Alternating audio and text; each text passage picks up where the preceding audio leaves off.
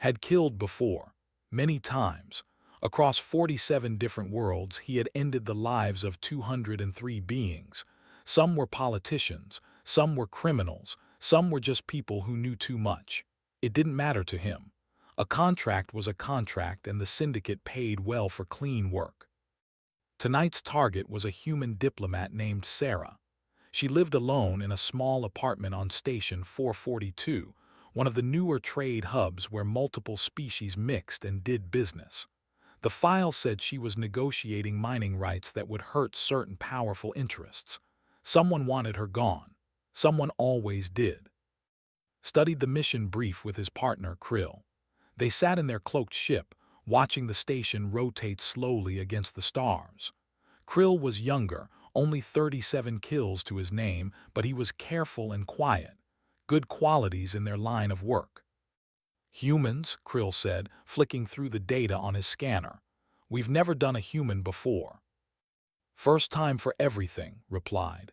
His translator chip rendered his clicking speech into flat, emotionless words. "They're new to the galaxy, only been in contact for 10 years. They don't know how things work yet." The intelligence package was thorough.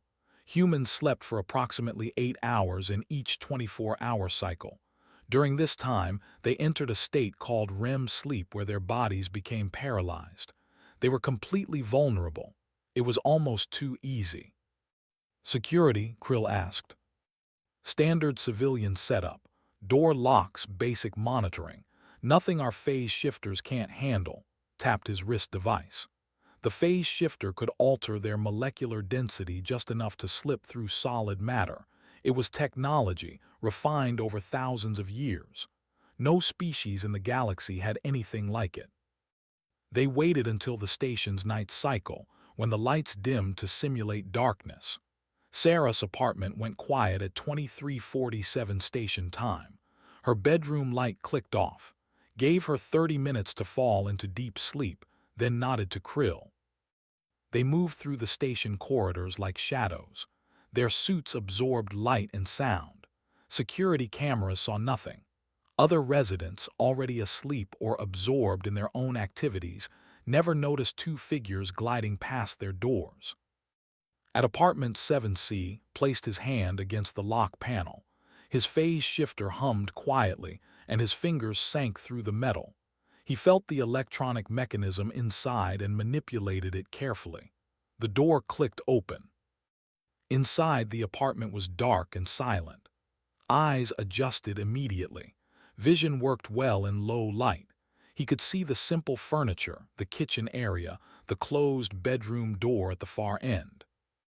They crossed the living space without a sound. Krill took position by the front door, watching for unexpected complications, approached the bedroom alone. This was the delicate part. The kill itself was easy, but it had to be quiet. No alarms, no struggles, just a quick injection of neurotoxin and then they would leave. The human would be found in the morning, apparently died in her sleep. Heart failure, the autopsy would say. It happened sometimes. Pressed his hand against the bedroom door and phased through. He emerged on the other side and paused, letting his eyes sweep the room. The human was there, lying in her bed. He could see the shape of her body under the covers, the slow rise and fall of her breathing. Perfect. Deep sleep just as planned.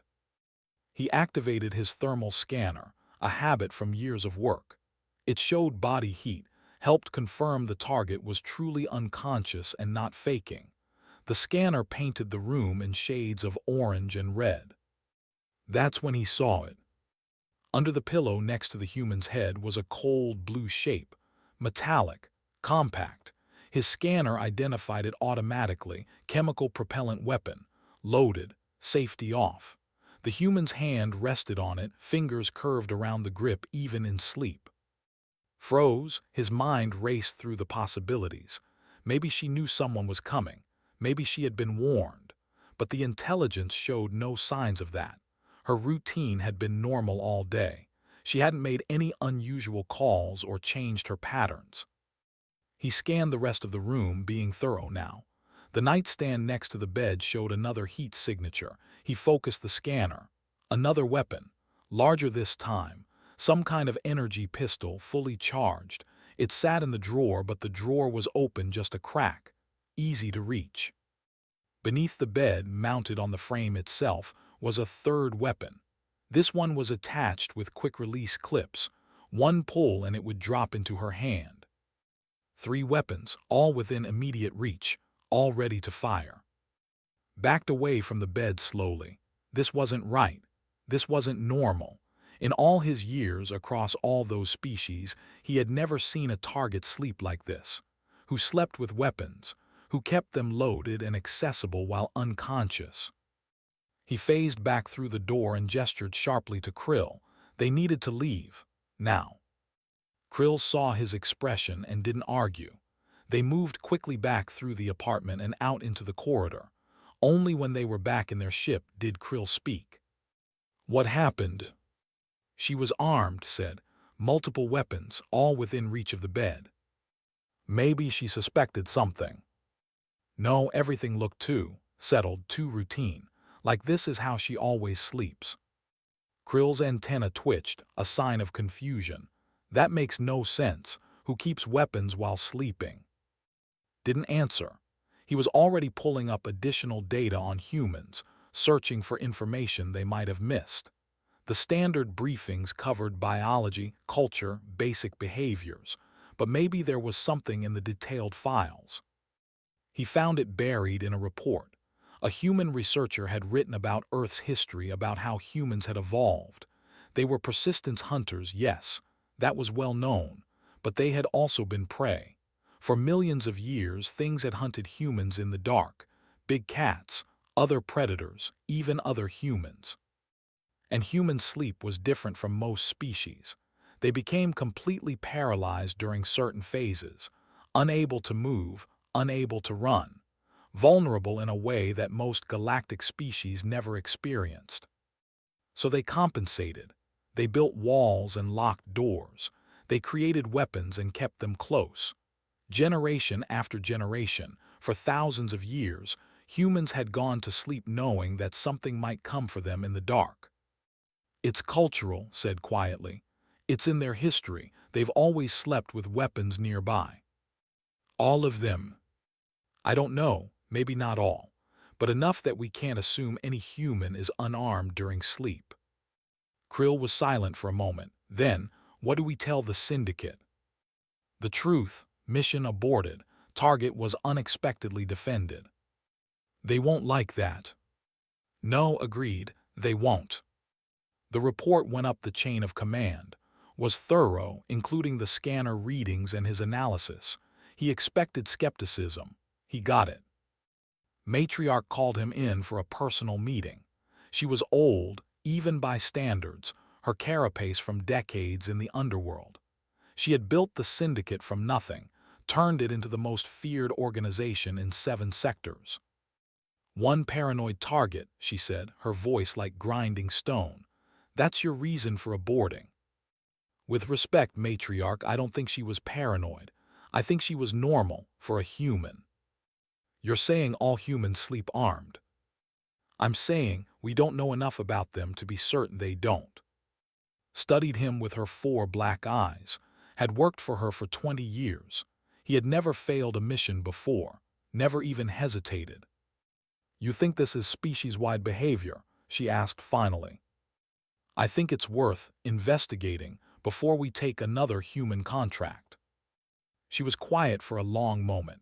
Then she nodded slowly.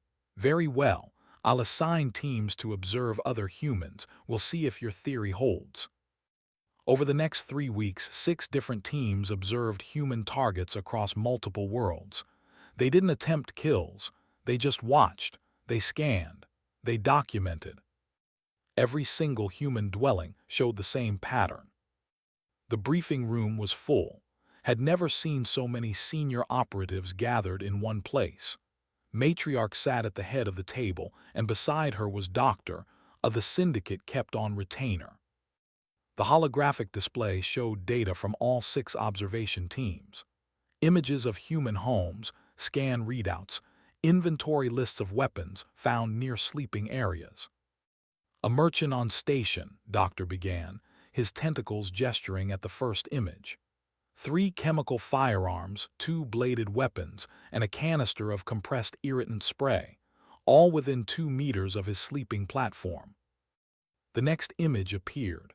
A scientist on Research Colony 447, 1 plasma cutter modified for rapid discharge, 1 impact wrench, which our analysis suggests she keeps because it could be used as a bludgeon, both next to her bed. More images followed. A freighter captain with an arsenal arranged by range and lethality. A teacher with a small pistol in a biometric safe programmed to her fingerprints. An elderly human who could barely walk but kept a shotgun propped against his nightstand. The pattern is consistent across age, profession, and social status, Doctor continued. Even humans who publicly oppose violence maintain defensive measures near their sleeping areas. They often rationalize it as just in case or for peace of mind. Krill spoke up from his seat. How is this possible? How does an entire species live like this? Doctor pulled up a new display showing Earth's evolutionary history. Humans evolved as both predators and prey on what we would classify as a Class 7 death world. Their planet is unusually hostile, but the key factor is their sleep cycle. He highlighted a graph showing human brain activity during sleep.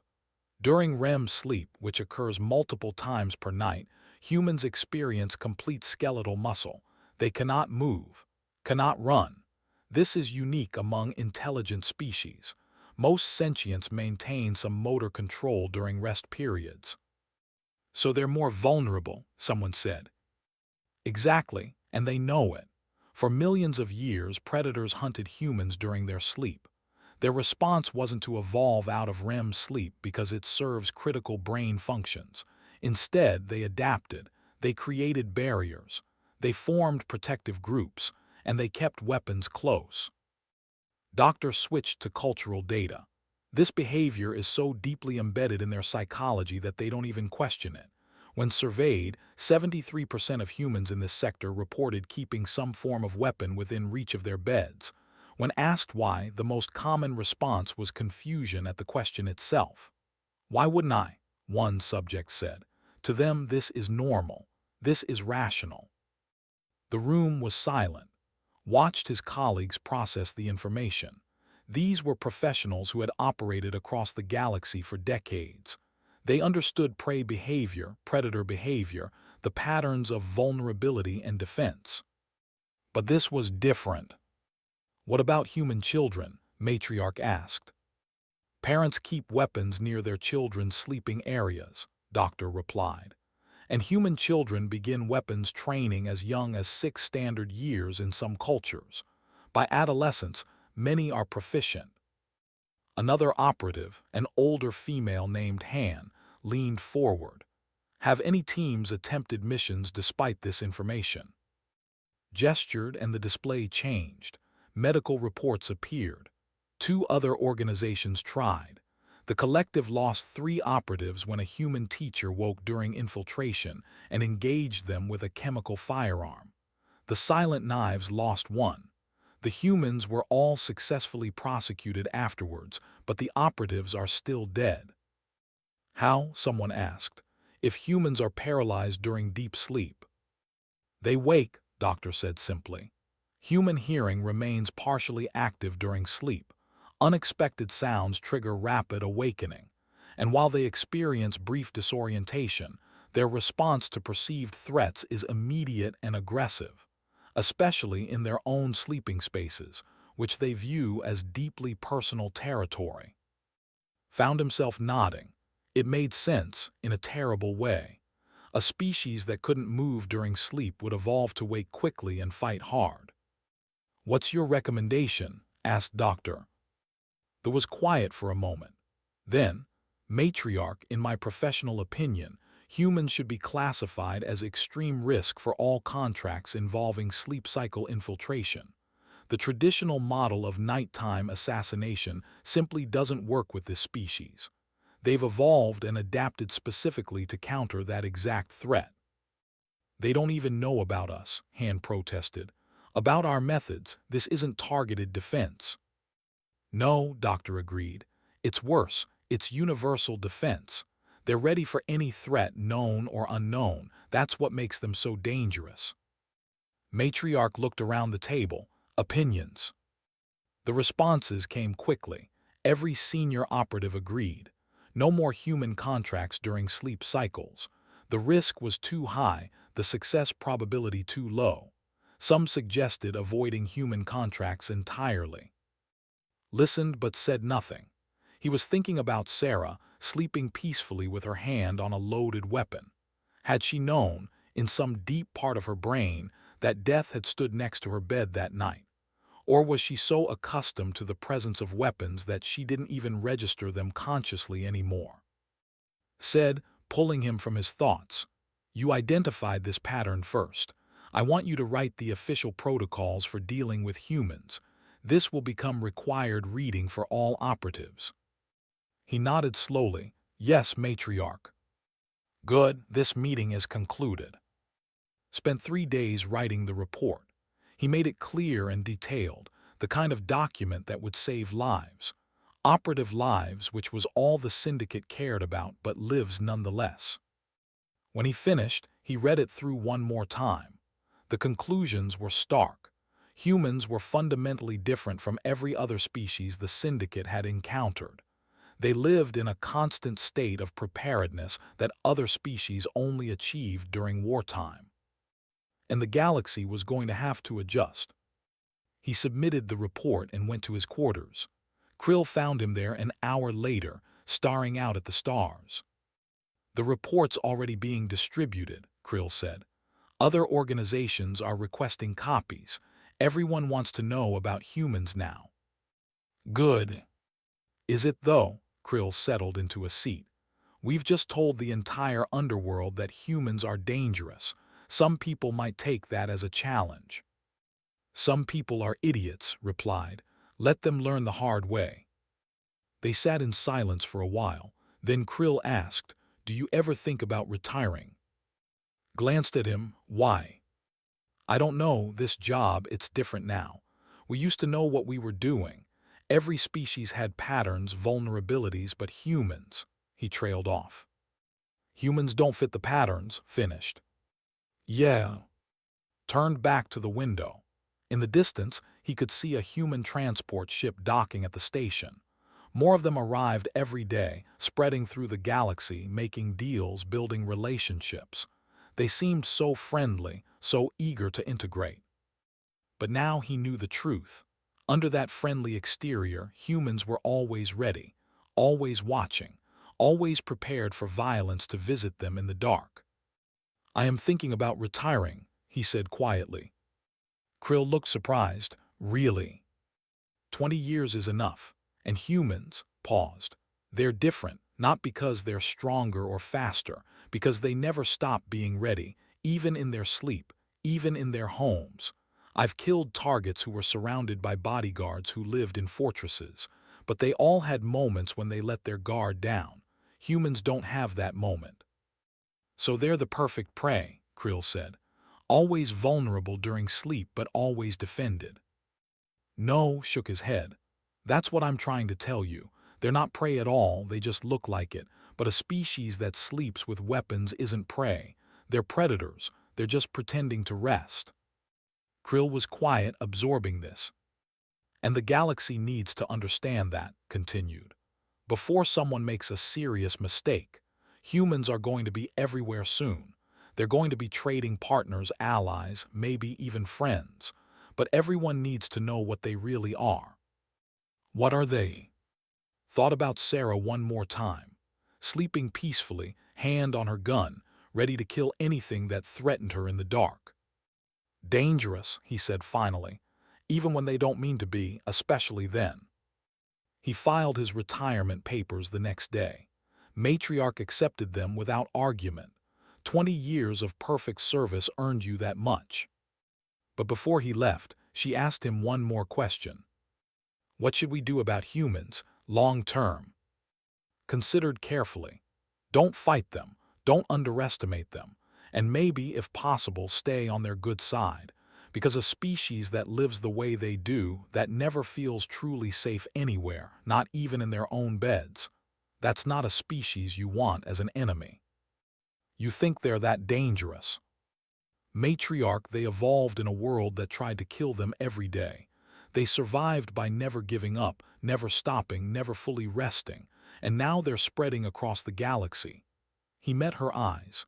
Yes, they're that dangerous, they just don't realize it yet. Studied him for a long moment, then she nodded slowly. I'll take that under advisement. Left the syndicate that day.